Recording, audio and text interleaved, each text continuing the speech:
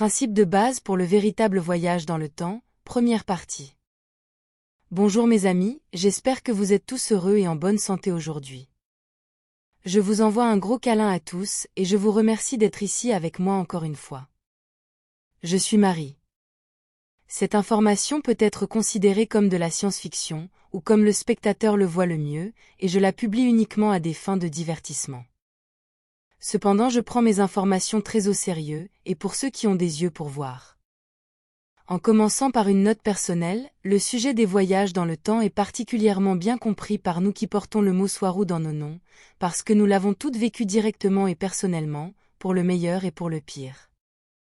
C'est un sujet que je maîtrise particulièrement bien, car toute ma famille a toujours été impliquée dans les voyages dans le temps, comme beaucoup d'entre vous s'en souviennent peut-être. Je vous présente maintenant ce sujet, car il est directement lié au plus grand sujet des faux passés et des mensonges historiques, que je développe à travers plusieurs vidéos, car même si les voyages dans le temps sont possibles pour de nombreuses civilisations interstellaires avancées, ils ne peuvent pas fournir les moyens de comprendre le passé sur Terre ou ailleurs. Et j'ai besoin que vous compreniez pourquoi en détail avant de pouvoir expliquer ce que nous savons sur le véritable passé sur Terre, en exposant les mensonges historiques avec cela. Si je n'explique pas cela avant de continuer avec le sujet des fausses civilisations, la première chose qui viendra à l'esprit est la question de pourquoi ne revenons-nous pas simplement dans le temps pour jeter un coup d'œil à ce qui s'est réellement passé, puis revenir ici pour publier nos découvertes. Les voyages dans le temps dans la culture populaire sur Terre ont toujours été liés à la science-fiction. C'est l'un de ses sujets préférés, en raison de ses conséquences stupéfiantes et complexes, qui sont extrêmement divertissantes et même amusantes parfois. La perception du temps sur Terre, à la fois pour sa science et pour quiconque le vit, est celle d'une ligne immuable, voyageant sans relâche du passé, à travers le présent, vers le futur. Et toujours avec le concept fort et évident de l'expérience que les choses ne peuvent se produire qu'une fois, et que le passé est révolu et que nous ne pouvons jamais le récupérer. Cela laisse l'idée que tout ce qui concerne les voyages dans le temps doit être de la fiction, d'autant plus que la science sur Terre, avec sa physique et ses mathématiques limitées, a poussé l'idée que les voyages dans le temps doivent être impossibles, ou tout au plus, ils resteraient dans le domaine de la physique théorique, donc rien d'applicable dans la vie réelle. De plus, la capacité technique de la science sur Terre à comprendre pleinement la nature du temps est fortement entravée par le simple fait qu'elle est fortement contrôlée et limitée artificiellement par ceux qui contrôlent la Terre, d'abord par des sociétés secrètes qui sont très intéressées à garder le vrai savoir du peuple, principalement à des fins de contrôle. Et encore plus important, parce que la Fédération Galactique, qui est le contrôleur ultime de la Terre, ne veut pas fournir à la population une véritable science de ce genre qui pourrait les aider à réaliser, voir et comprendre que le monde dans lequel ils vivent, avec tout ce qui le définit, est faux, et que tout le monde là-bas vit essentiellement dans le mensonge. Comme je l'ai déjà dit, les mathématiques, la physique et d'autres sciences similaires sur Terre ne reflètent pas le vrai monde, faute de meilleurs mots, car elles ne créent qu'un royaume mathématique autocorroborant, autocréé et autosoutenu, qui est très loin de refléter ou de démontrer une vérité universelle solide, et ces lois mathématiques ne peuvent être valides que dans le contexte de la matrice 3D de la Terre. Je dois également souligner qu'il existe sur Terre au moins deux sciences, l'une pour les gens, et une autre version beaucoup plus avancée, utilisée uniquement par les niveaux profonds du gouvernement qui contrôlent toute la politique en coulisses, et dont la technologie se fusionne également avec celle utilisée par la Fédération Galactique. Le principe même de la méthode scientifique telle qu'elle existe sur Terre ne peut pas accéder aux connaissances nécessaires pour maîtriser les voyages dans le temps, simplement parce qu'elle est basée sur la capacité à répéter, puis à documenter les phénomènes observables.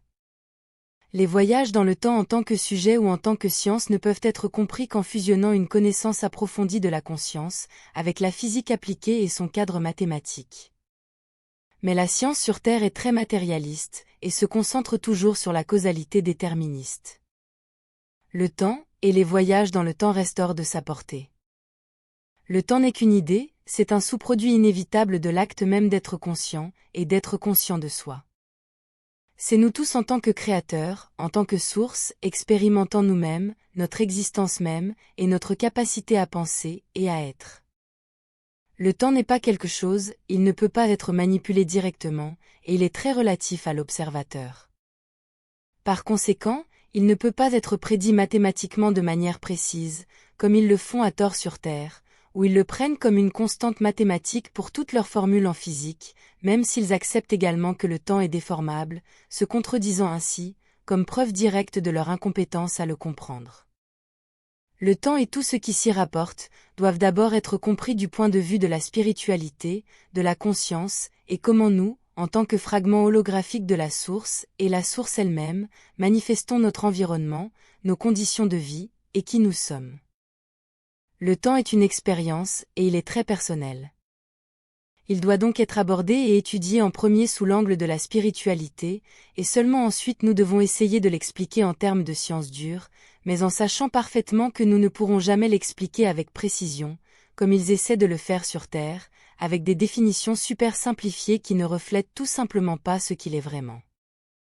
Le temps ne peut être pleinement compris par aucun d'entre nous, simplement parce qu'il ne reflèterait que le niveau de conscience auquel nous sommes, et ne reflètera pas comment il est perçu et vécu à des niveaux supérieurs, ou dans des royaumes supérieurs, même au point où je peux dire que le temps ne peut jamais être pleinement compris, à moins d'être au niveau de la source, de l'unicité elle-même.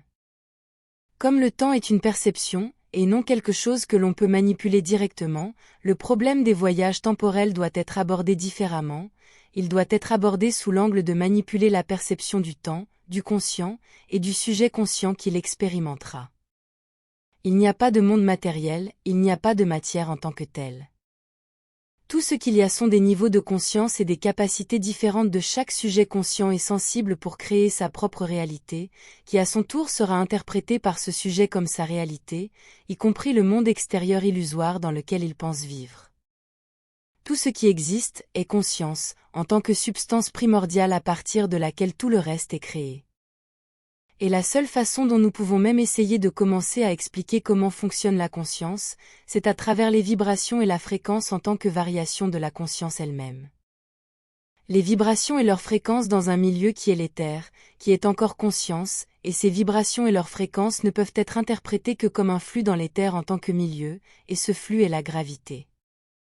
Tout cela signifie que si le temps n'est qu'une perception et n'existe pas en tant que chose isolée, la seule façon de voyager dans le temps, c'est de manipuler la perception de celui qui le vit, et ce serait le voyageur temporel, en tant que sujet conscient et sensible. La seule façon de voyager dans le temps est de tromper l'esprit du sujet, de ne pas essayer de manipuler le champ plus vaste, ou le domaine existentiel que cet esprit expérimente. Il n'y a que le présent, car le passé est parti, et le futur n'est pas encore là, et ne sera jamais là, car quand il arrive, il se transformera en plus de maintenant. Le présent se produit également toujours avec un léger retard, car au moment où nous en prenons conscience, il s'est déjà produit, même si ce n'est que de quelques fractions de secondes. Ensuite, je dois décrire ce qu'est le présent, mais du point de vue de l'expérience des sujets, ou du point de vue du monde extérieur que le sujet perçoit. Permettez-moi d'utiliser cet exemple comme suit. Si nous sommes ici en 2024, avec une pièce particulière sans fenêtre, avec une décoration intérieure très spécifique, et avec tous ces objets d'origine dans la même position exacte qu'en 1945. À l'intérieur de cette pièce, il n'y a aucune différence avec ce qu'elle était en 1945, car c'est exactement la même chose. En termes de ce que l'observateur vit, il n'y a aucune différence du tout, donc à l'intérieur de cette pièce, et seulement là, c'est l'année 1945, à toute fin pratique. Nous pouvons théoriquement déplacer un homme de 1945 et le placer là, et il ne verra aucune différence. Pour lui et son esprit, c'est 1945. La seule façon de le convaincre que ce n'est pas 1945 est de lui ouvrir la porte et de lui montrer le monde tel qu'il est en 2024, encore une fois, le temps n'est qu'une perception. En avançant, cette fois c'est vous, de 2024, qui êtes dans cette pièce avec une porte fermée. Tout autour de vous, vous dit que c'est 1945, mais vous savez, avec votre conscience, que ce n'est pas le cas. Mais c'est vous et votre esprit qui décident de l'année dans laquelle vous vivez, rien d'autre. Mon point de vue est que le temps est seulement relatif à l'observateur et à son niveau de conscience. Je vais expliquer ensuite comment le véritable voyage dans le temps est fait, et en détail, mais dans la prochaine vidéo, car il est tout simplement impossible de tout mettre dans une seule, car si je ne m'arrête pas d'écrire ici, je n'aurai pas le temps de transformer ce texte en une vidéo pour demain. Merci de votre patience. Rappelez-vous que j'écris ceci la veille de sa publication, donc mes vidéos ne peuvent pas avoir d'images illustratives complexes, simplement parce que je préfère vous donner du contenu, et non simplement des images à regarder, c'est pourquoi je n'utilise pratiquement pas d'imagerie de synthèse. Ce qui compte, c'est le texte, mes mots, le contenu. Peut-être pourrais-je faire des vidéos plus élaborées, mais je ne pourrais pas les publier quotidiennement, peut-être seulement une fois par semaine, et j'ai trop de choses à partager avec vous pour aller si lentement, donc non, je préfère écrire. Merci d'avoir regardé ma vidéo, et d'avoir liké, partagé, et de vous être abonné, je l'apprécie beaucoup. Et j'espère vous voir ici la prochaine fois. Prenez soin de vous. Avec beaucoup d'amour, votre amie. Marie Soiroux.